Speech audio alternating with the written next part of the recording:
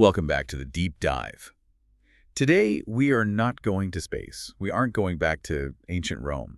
We are going to the surface of your skin, literally, right now. It is a little unsettling when you really think about it, isn't it? It is, Oh. because we are talking about an organism that is currently sitting on my arm, probably in my nose, and, definitely on your skin as you're listening.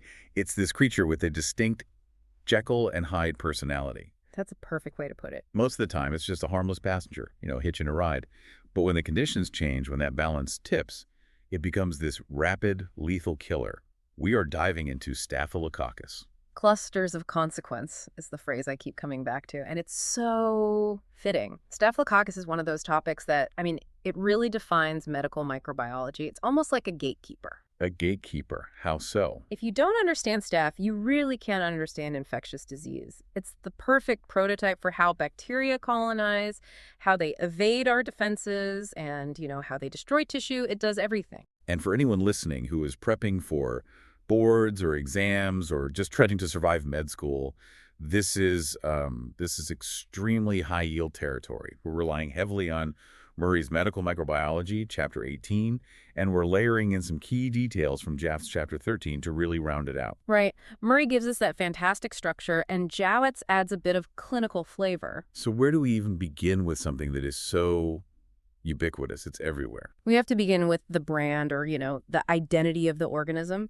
In biology, names aren't just labels, they're descriptions. They tell a story. Okay. And Staphylococcus comes from the Greek. Staphylae means a bunch of grapes, and coccus means berry or grain. So grape berry. Essentially, yeah. Yeah. And that is exactly what you see under the microscope. If you take a sample, say some pus from an abscess, and you do a gram stain, you see these purple gram-positive spheres. But they aren't lined up in a row. Or they're not in a neat little line. No, they're clumped together in these irregular three-dimensional clusters, exactly like a bunch of grapes you'd buy at the grocery store. It's because they divide on multiple planes and don't separate. Which immediately distinguishes them from the other major gram-positive group we'll talk about, the Streptococci. Right. Streptococcus streptos means pliant or twisted, and they form chains because they divide on only one plane. So visually, your first mental model is grapes versus chains. That is your first big distinction. But even before you get to the microscope, there is a chemical test that represents the first great fork in the road for any microstudent. The catalyst test.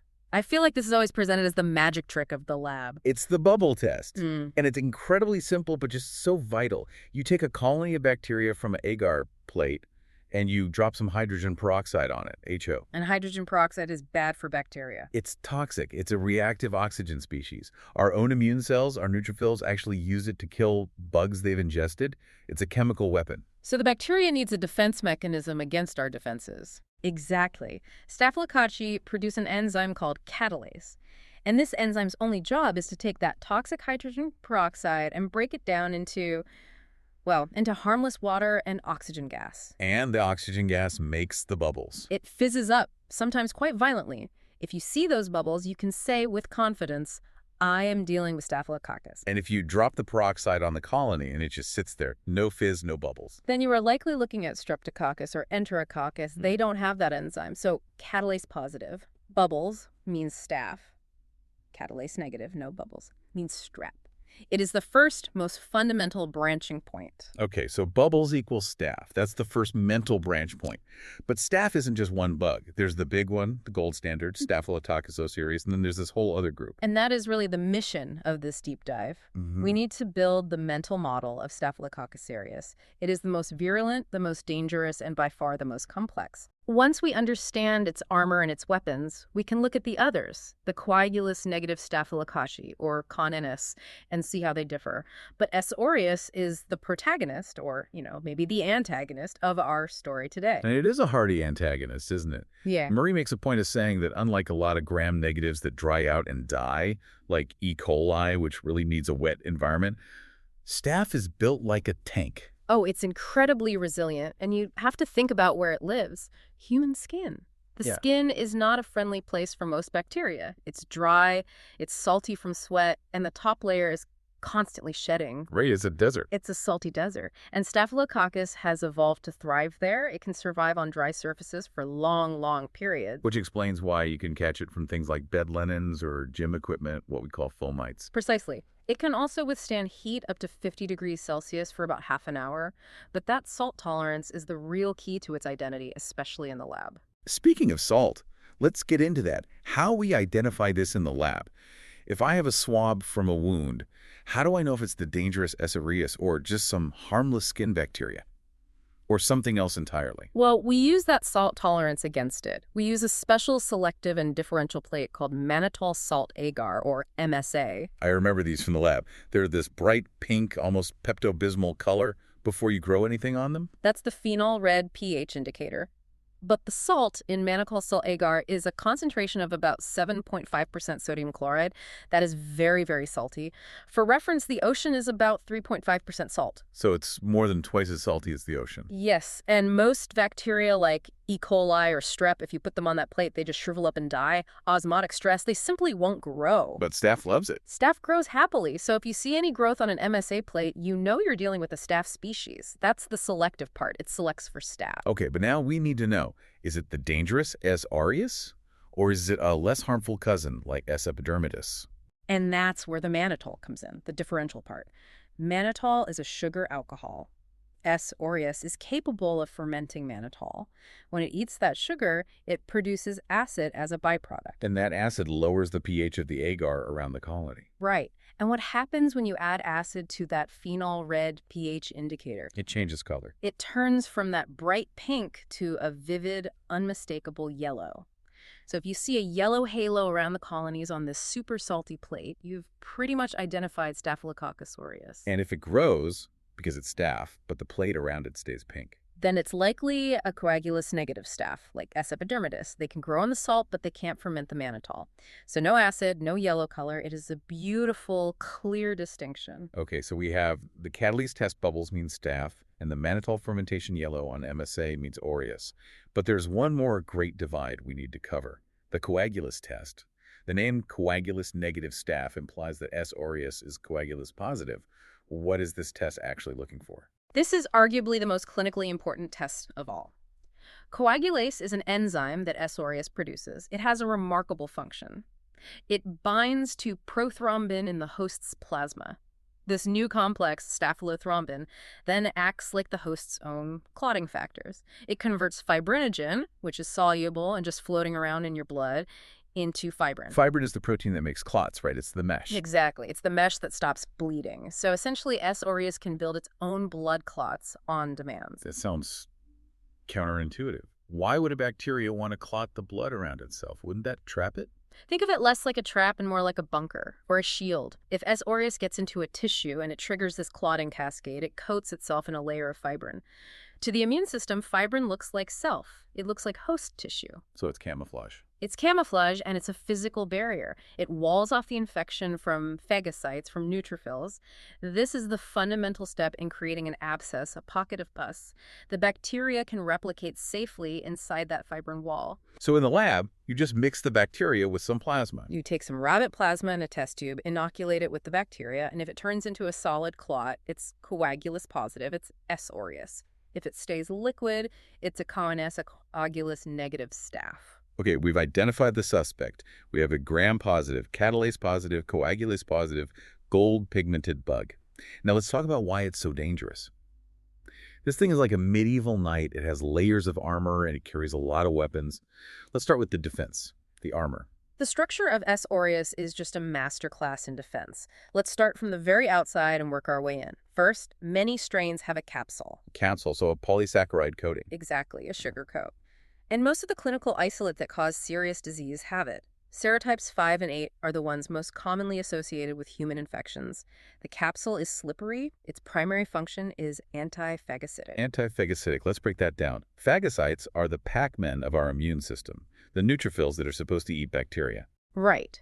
But to eat a bacteria, the neutrophil has to grab it first. The capsule makes the bacteria incredibly slimy. The best analogy is trying to catch a greased pig at a county fair.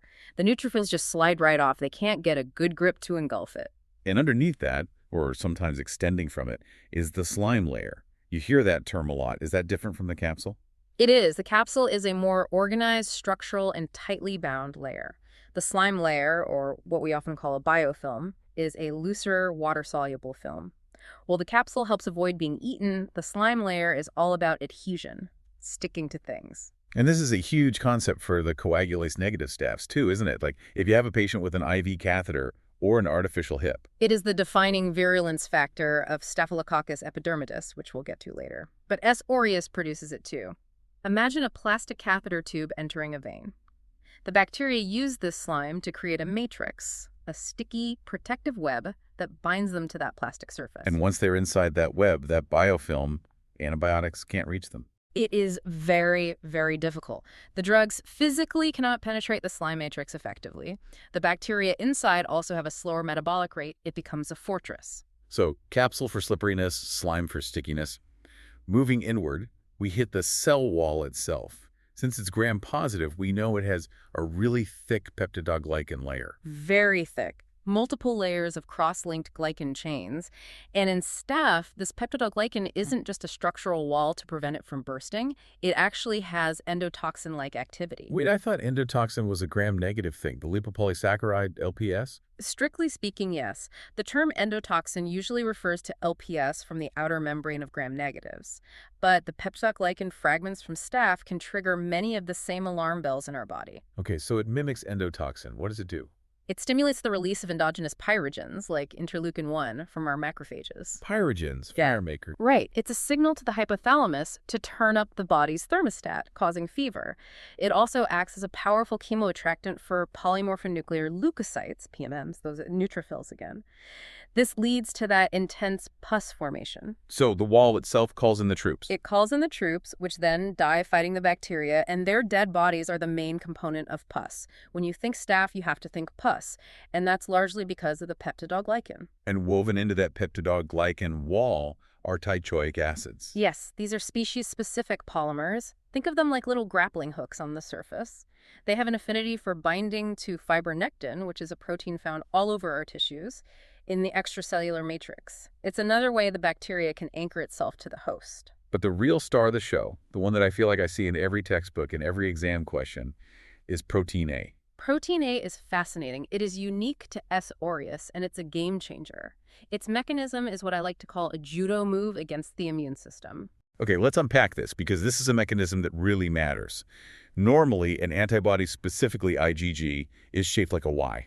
That's right, a Y shape. The two tips of the Y, the V part, are the Fab regions. Fab for fragment, antigen binding, those are the hands.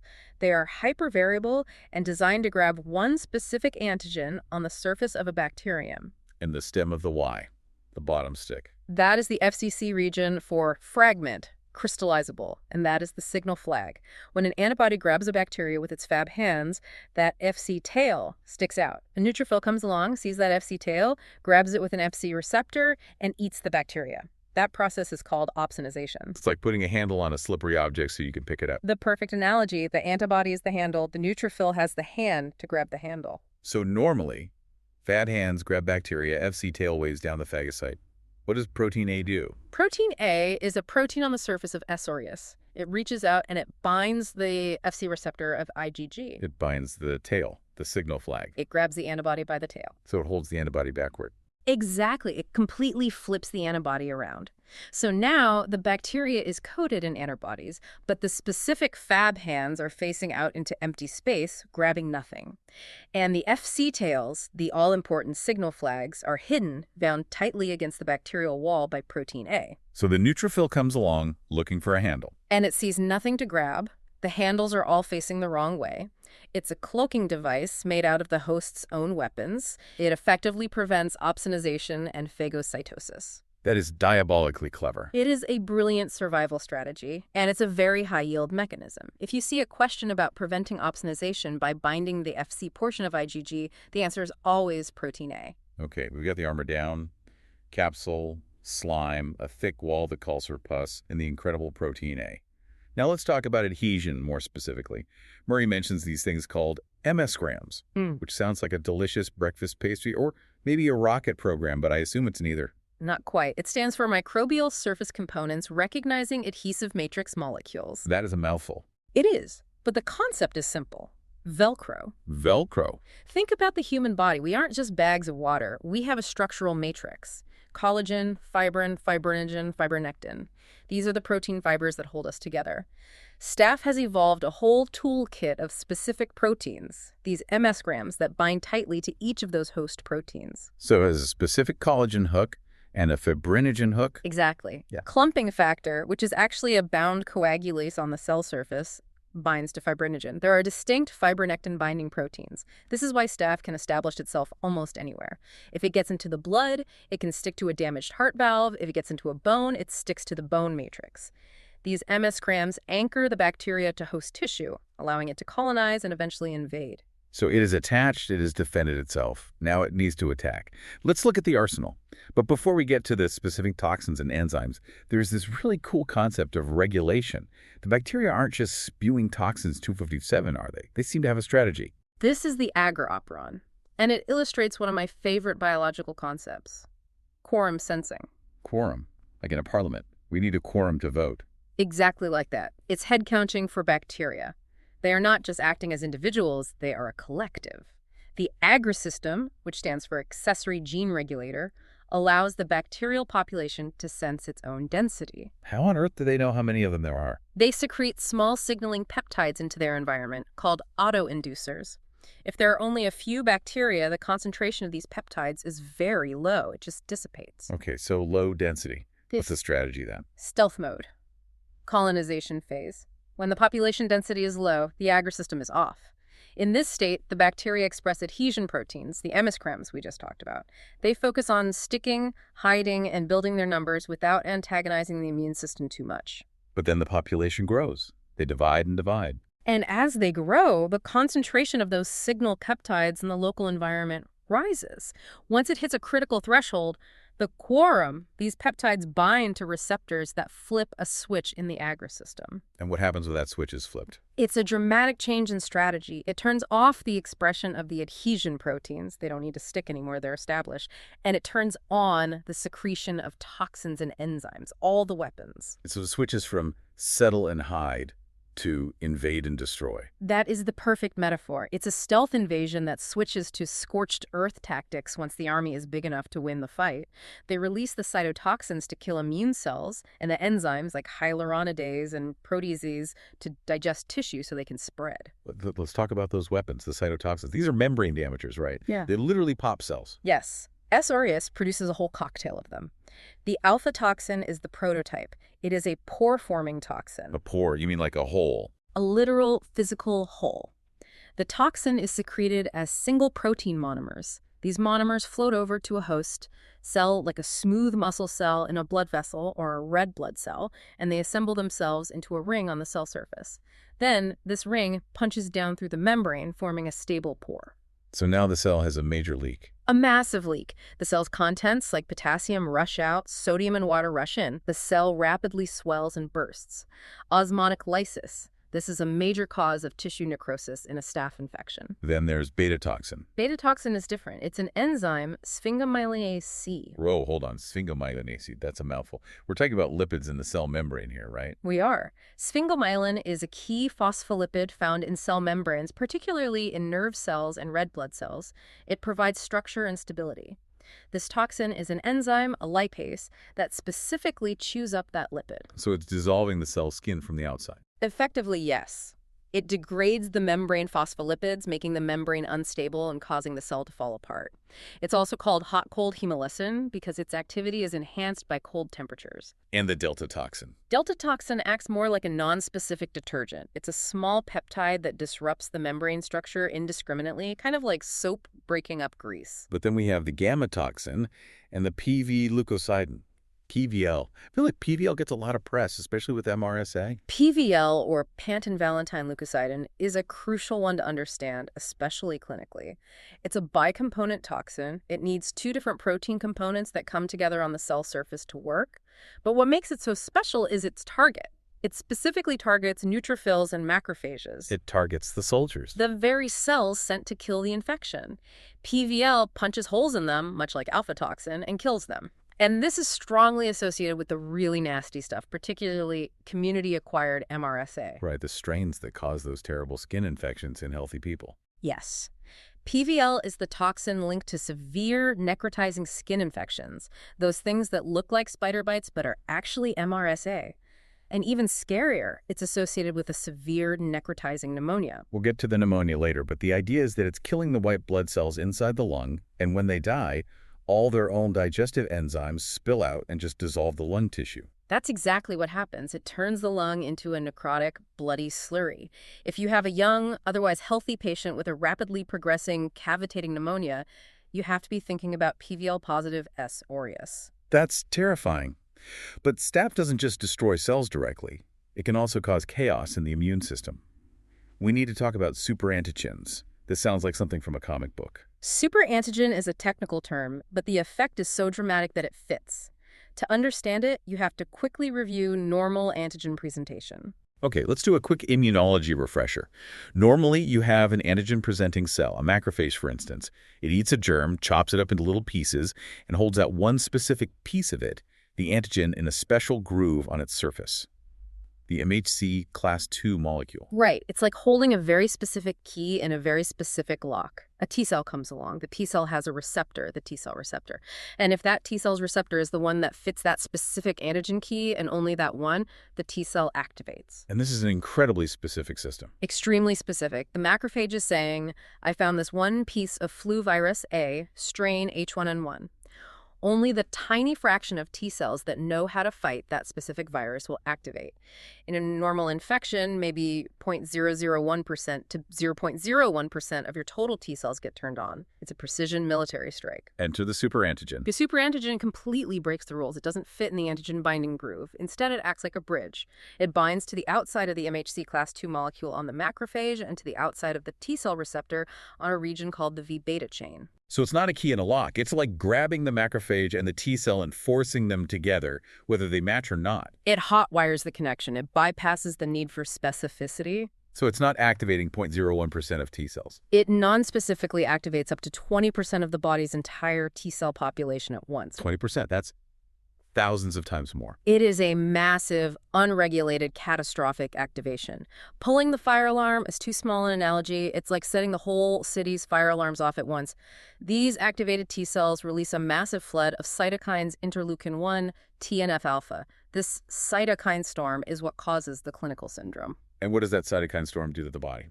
It causes the blood vessels to dilate and leak, leading to a catastrophic drop in blood pressure that's hypotension and shock. It causes massive fever and leads to multi-organ failure.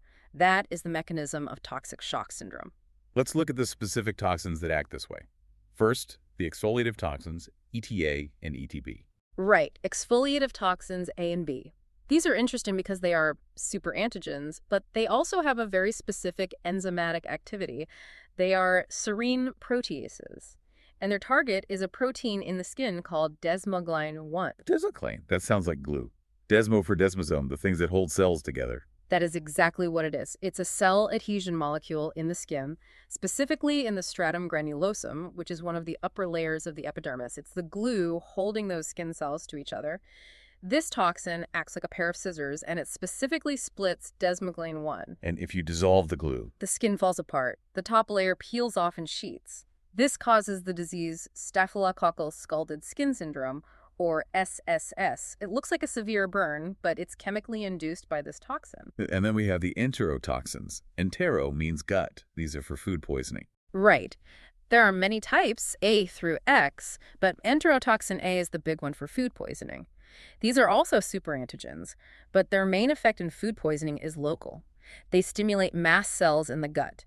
The mast cells release inflammatory mediators that hit the vagus nerve, which then sends a powerful signal up to the vomiting center in the brain. We've all been there.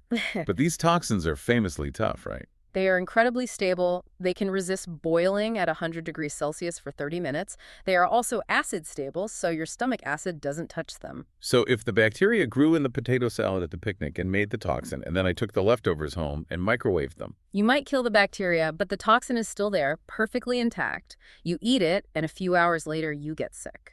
It's an intoxication, not an infection. You are poisoned by a preformed toxin. And finally, TSST1, toxic shock syndrome, toxin 1. This is the prototype superantigen we were just talking about, the one that causes the massive T-cell activation. What's important about it is that it can penetrate mucosal barriers. So even if the infection is localized, say, in the vagina associated with a superabsorbent tampon or in a packed nasal wound after surgery, the toxin can get into the bloodstream and cause systemic chaos. And Murray mentions oxygen as a role here. Yes, this is a key point. The production of TSST1 requires oxygen. This helps explain the link to tampons and wound packing.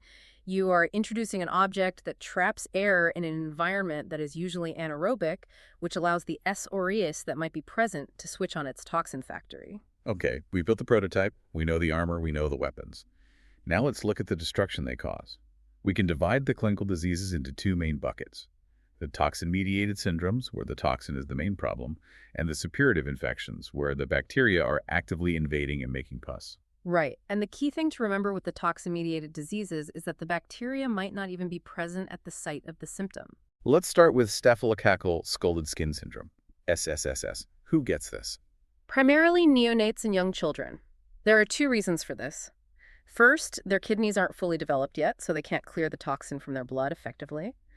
And second, they haven't developed protective antibodies against the toxin yet. And what does it look like visually?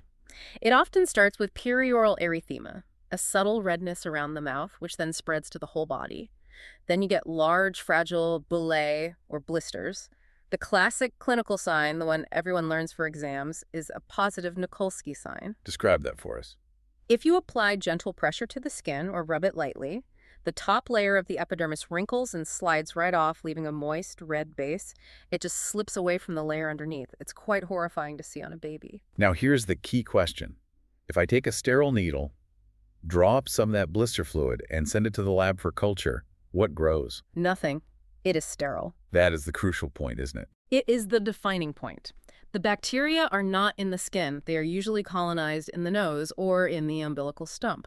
They are producing the exfoliative toxin there. It gets into the blood and floats to the skin where it attacks the desmoglein 1. The skin is the target, not the site of infection. And because the damage is so high up in the epidermis, does it scar? Usually no. The dermis, the living layer underneath with the blood vessels and collagen, is spared. So once the patient develops antibodies and clears the toxin, the skin heals beautifully without scarring. Now contrast that with bullous impetigo, that also has blisters and is caused by staph. Bullous impetigo is a localized form of the same process. In that case, the bacteria are in the skin producing the toxin locally. So if you culture the blister fluid in bullous impetigo, it will be teeming with S. aureus. Culture in SSSS is negative. Culture in bullous impetigo is positive. That's a huge differentiator. Next up, staphylococcal food poisoning, the classic picnic disaster. It's always the picnic. Ham, salted pork, custard-filled pastries, potato salad, ice cream.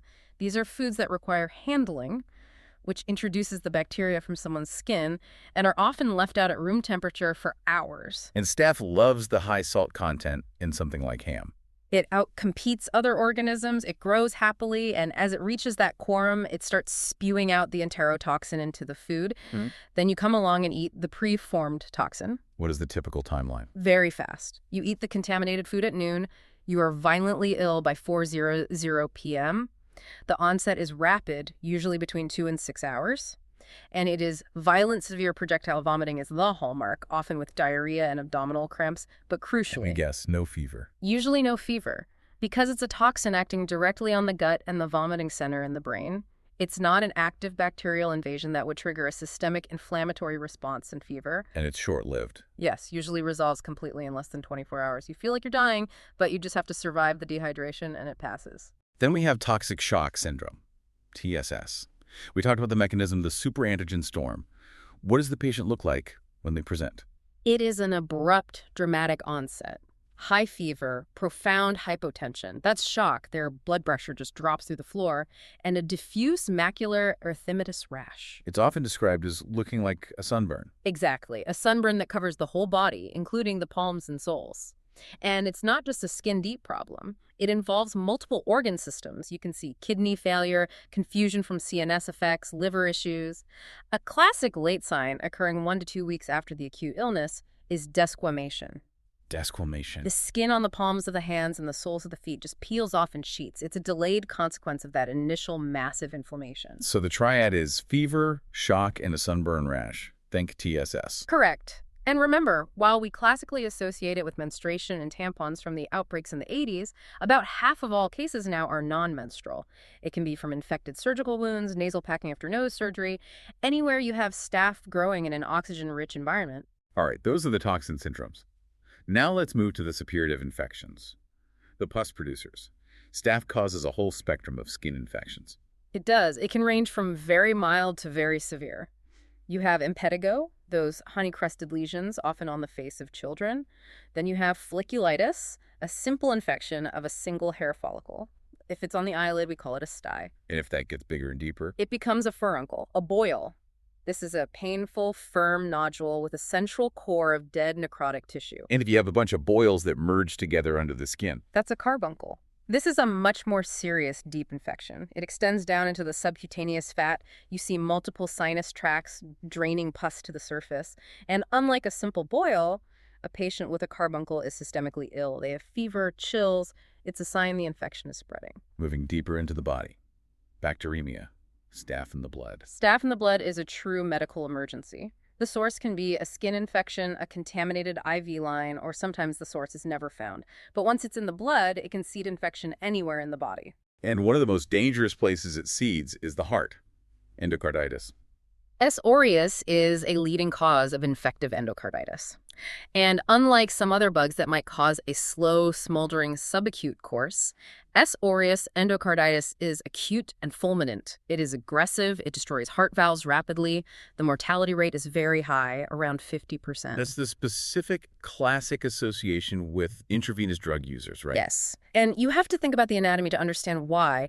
If you inject drugs contaminated with skin flora into a peripheral vein, where does that blood travel first? To the right side of the heart. It hits the tricuspid valve first. So S-already drug users classically get right-sided endocarditis, specifically at the tricuspid valve. Which is different from most other endocarditis cases, which are left-sided. Exactly. And if bits of that bacterial vegetation on the valve break off, we call them septic emboli, where do they go from the right side of the heart? Straight to the lungs. Correct. So these patients often present with fever, chest pain, and shortness of breath because they are showering their lungs with little pockets of bacteria causing multiple lung abscesses. Which brings us nicely to pneumonia.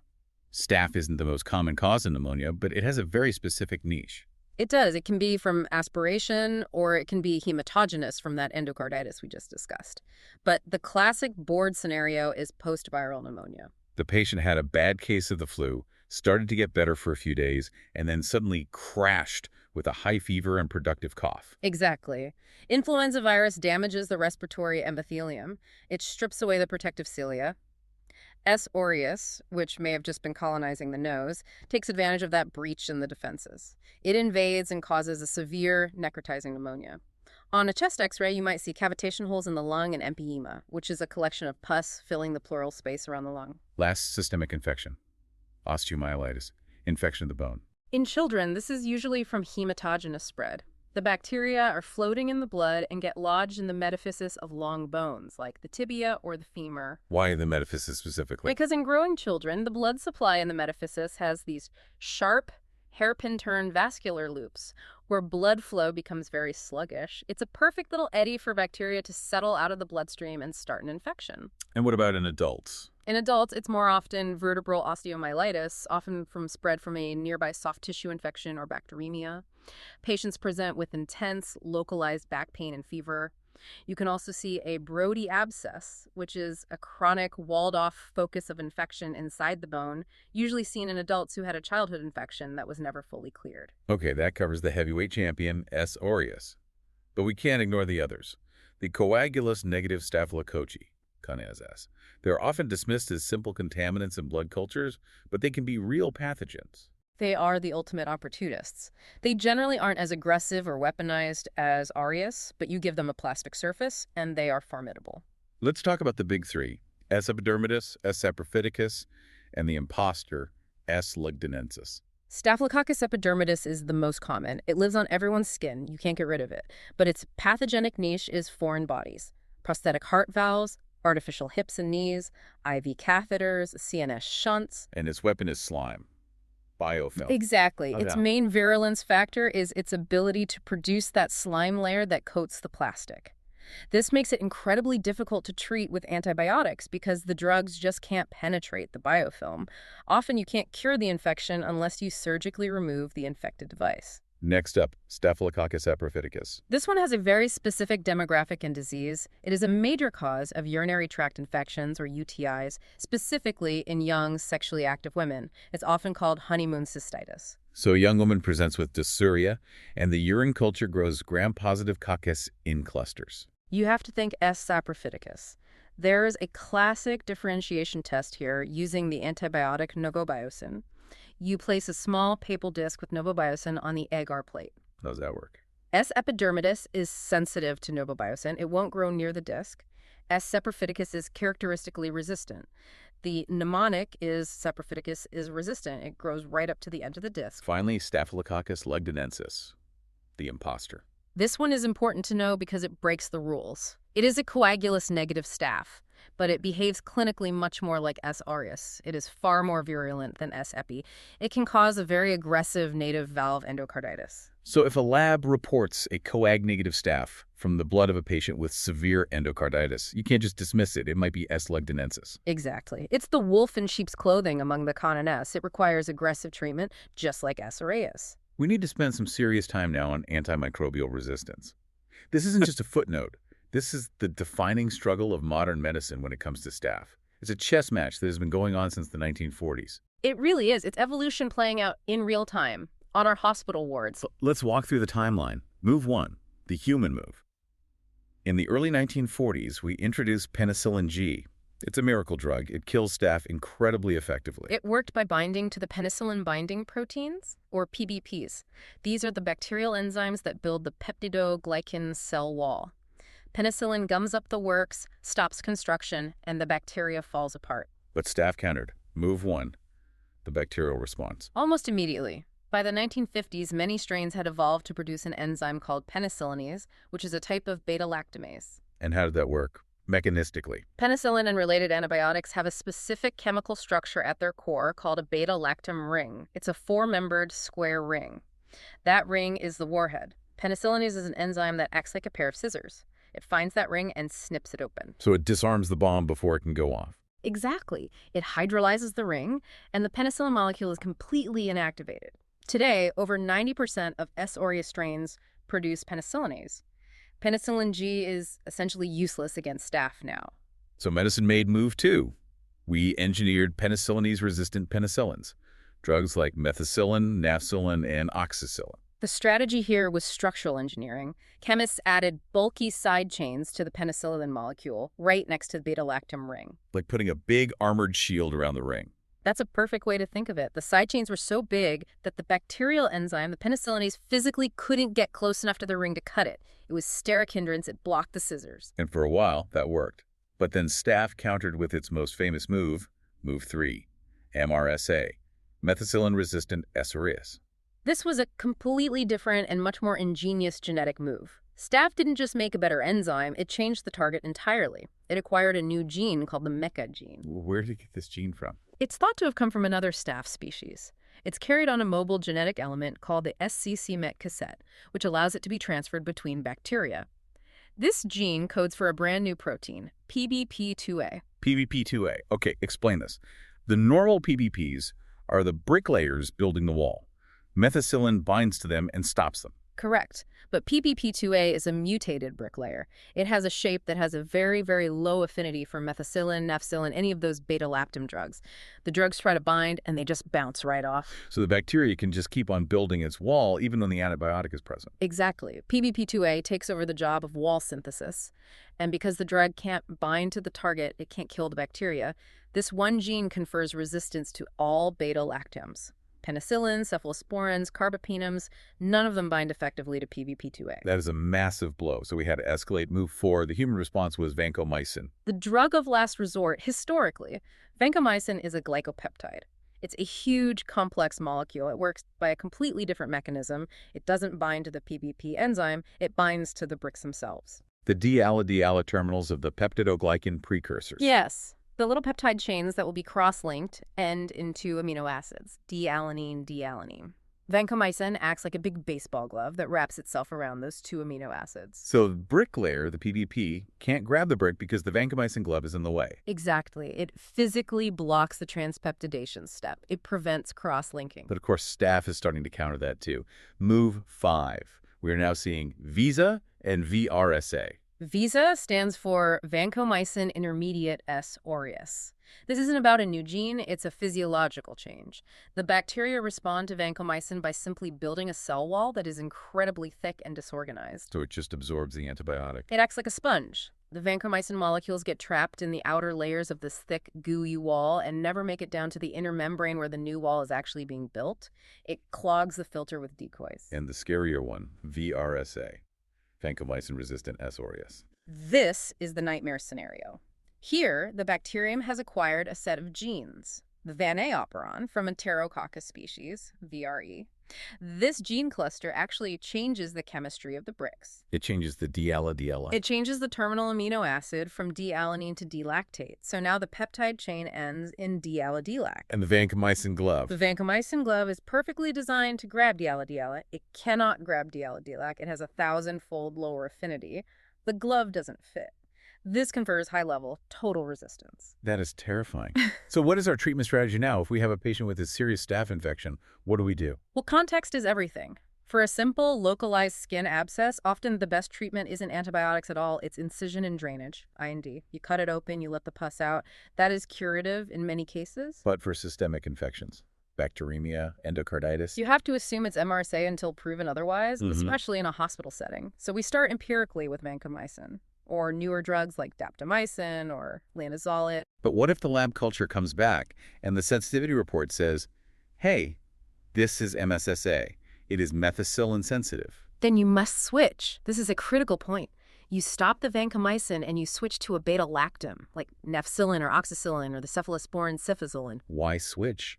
If vancomycin is working, why change? Because nafcillin is better at killing MSSA than vancomycin is. It's more rapidly bactericidal, and clinical trials have shown better outcomes. We have a saying, Vante is for MRSA, Naf is for staph. Don't use the big, slow, somewhat toxic gun if the highly effective sniper rifle works better. All right, that was a massive download of information. Let's make sure it sticks. We're going to do a rapid recall. I'm going to give you a scenario or a question. I want you, the listener, to pause and think of the answer. Then our expert will give us the verdict and the why. Ready. Let's test that pattern recognition. Question 1. You have a patient who went to a picnic and ate some potato salad. 4 hours later, they are vomiting violently. They have abdominal cramps, but no fever. What is the specific mechanism of their illness? Why? The answer is ingestion of a preformed sheet-stable enterotoxin. This is classic staphylococcal food poisoning. The rapid onset, typically under 6 hours, and the prominent vomiting with a lack of fever are key giveaways that this is an intoxication from a preformed toxin, not an active infection. Question 2. A 4-day-old infant is brought in with widespread redness of the skin. When you gently touch the skin, it wrinkles and slides off, a positive Nikolsky sign. You aspirate fluid from one of the blisters and send it for culture. What will grow? Pause. Nothing. The fluid is sterile. This is staphylococcal scalded skin syndrome, SSSS. The infection is focal, maybe in the nasopharynx or umbilicus, but the exfoliative toxin is circulating systemically. The blister is a result of the toxin splitting desmoglein 1 in the epidermis. The bacteria themselves are not in the skin. Question 3. We talked about staph's impressive armor. Which specific surface protein binds the Fc portion of IgG, effectively holding the antibody on backwards to prevent opsonization? Protein. This is the classic judo move of S. aureus. By binding the Fc tail, it prevents phagocytes from recognizing and engulfing the opsonized bacteria. This is a hallmark virulence factor of S. aureus. Question 4. A 22-year-old sexually active woman complains of painful urination. A urinalysis shows gram-positive Cocci in clusters. What is the most likely organism? Pause. Staphylococcus saprophyticus. While E. coli is the most common cause of UTI overall, in the specific demographic of young, sexually active women, S. saprophyticus is a very common cause. It is characteristically resistant to the antibiotic novobiocin, which distinguishes it from S. epidermidis. Question 5. We know MRSA is a global health problem.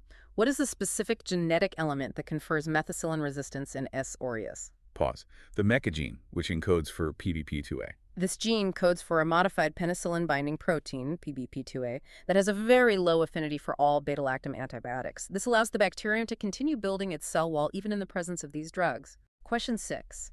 A patient had a severe case of influenza. They started to recover, then suddenly got much worse with a high fever, productive cough, and a chest x-ray showing multiple cavitary lesions. What is the likely pathogen? Pause. Staphylococcus aureus. This is the classic clinical presentation of post-viral necrotizing pneumonia. The initial viral infection damages the respiratory tract, allowing for a secondary bacterial invasion by S. aureus. The cavitation suggests tissue destruction by toxins like PVL. Question 7. Which coagulase-negative staphylococcus is known to cause a severe destructive native valve endocarditis, behaving much more aggressively than its relatives and mimicking S. aureus? Pause. Staphylococcus lugdunensis. This is the important exception to the rule. Unlike S. epidermidis, which typically causes a subacute infection on prosthetic devices, S. lugdunensis is highly virulent and can cause rapid destruction of native heart valves. How did you do? If you missed any of those, go back and review Murray Chapter 18. I'd really recommend looking at the Summary of Virulence Factors table, Table 18.3. It's a goldmine. And take a look at the clinical images in the chapter. Once you see a real photograph of scalded skin syndrome or a carbuncle, you really won't forget it. So we've reached the end of our deep dive into the world of Staphylococcus. What's the big final thought here? The takeaway? I think it's that S. aureus is, in many ways, the perfect pathogen. It has a tool for every single layer of our defense. It can hide on our skin, it can stick to our proteins, it can flip our own antibodies backwards, it can poison our immune system with superantigens, and it can build walls against our best antibiotics. It's a truly formidable opponent. It is, but it also teaches us that infection is a matter of balance. It colonizes nearly a third of us harmlessly, most of the time. It's only when that balance tips, a break in the skin, a suppressed immune system, a preceding viral infection, that Dr. Jekyll becomes Mr. Hyde. And understanding that balance and when to intervene is what being a clinician is all about. Precisely. Thanks for joining us on this deep dive. Keep those clusters in check, and we'll see you next time when we tackle the chains, the streptococci. Until then.